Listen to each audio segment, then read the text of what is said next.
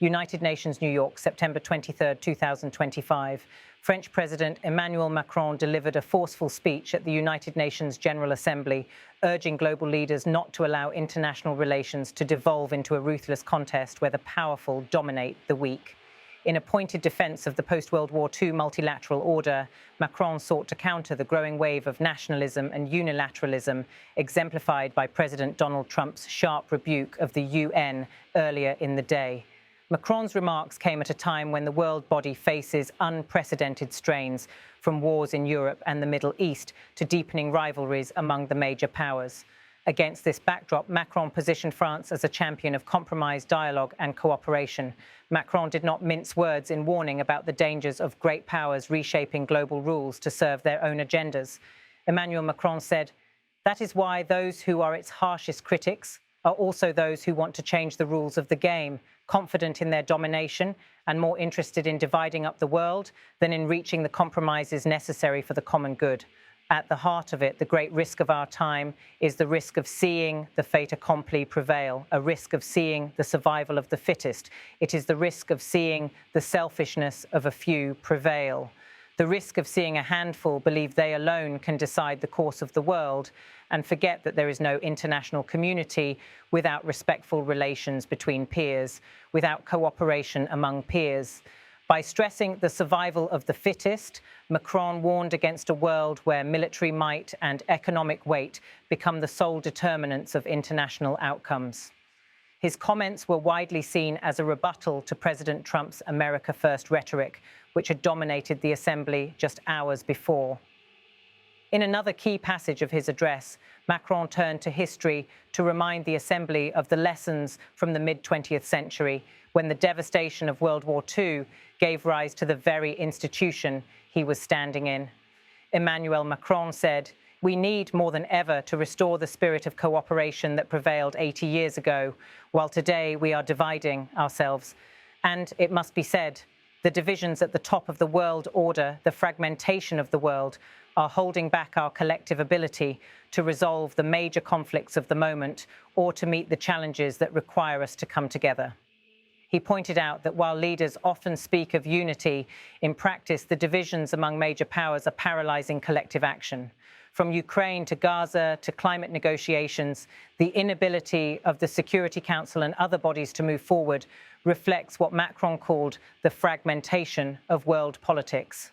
Echoing his predecessors, Macron made a case for renewing global faith in multilateralism, which he described as both fragile and essential. Emmanuel Macron said, "That is why the priority, 80 years on, must be to rediscover the lifeblood of effective multilateralism, a collective efficiency, when, it must be said, the obstruction, one might call it elsewhere, by a few makes the effectiveness of our collective organization almost impossible." This was an unmistakable reference to the deadlocks at the UN Security Council, where the veto power of a few permanent members often prevents decisive action. Macron's appeal for effective multilateralism was meant to push against this culture of paralysis. Perhaps the most urgent moment in his address came when Macron confronted the global failure to adequately respond to the climate crisis. Emmanuel Macron said, "Climate change is not under control. The collapse of biodiversity continues. The efforts most of us are prepared to make are blocked by the cynicism of a few who could make the difference but still refuse to do so." This statement struck a chord with many developing nations, which have long argued that wealthy industrialized states bear the heaviest responsibility for climate change, but remain reluctant to act decisively. Macron's emphasis on the cynicism of a few drew clear attention to those countries blocking ambitious targets or backtracking on commitments.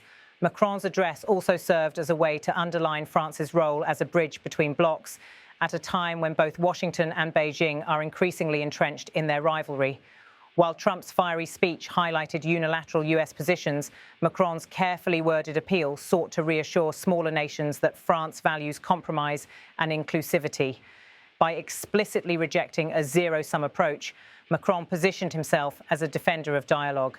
His choice of words, respectful relations between peers, was aimed at reassuring middle powers and developing nations that France opposes domination by a handful of states. Observers noted that the sharp contrast between Trump and Macron at the UN General Assembly illustrated the widening philosophical gap among world leaders. Trump, speaking earlier, had attacked international institutions as burdensome, ineffective and hostile to US interests. Macron, in turn, argued that these same institutions remain indispensable, even if they require reform. For Macron, the choice is stark. Either the international community works together to solve global problems, or it risks descending into chaos where only the strongest prevail. His repeated warnings about selfishness and cynicism carried a moral edge, reflecting France's long tradition of presenting itself as a guardian of international law and cooperation. While Macron spoke, the hall remained attentive, with delegations from Europe, Africa and Latin America showing visible approval at his emphasis on cooperation. Some Asian and Middle Eastern delegates appeared more reserved, perhaps wary of France's positioning amid shifting alliances. The timing of Macron's speech, following Trump's combative remarks and before other leaders, including Lebanon's Joseph Aoun, took the stage, ensured maximum visibility for his message.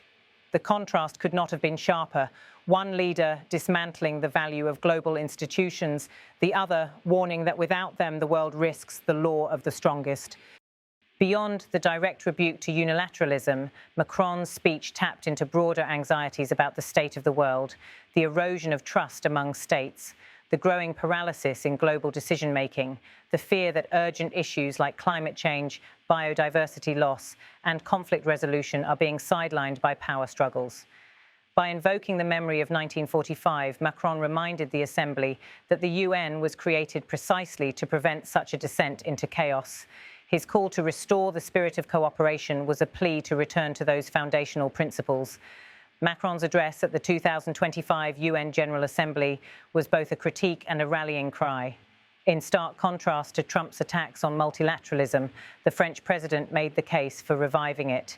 His warnings about survival of the fittest and his emphasis on the dangers of selfishness and cynicism underscored the stakes of the moment. As the world grapples with climate catastrophe, geopolitical rivalries and the erosion of trust, Macron's message was clear. Without cooperation, respect and compromise, the international community risks sliding back into a world order defined by force rather than fairness. Macron's words, the risk of seeing the survival of the fittest, may well echo beyond the UN hall, serving as a reminder that the struggle for a cooperative global order is far from over.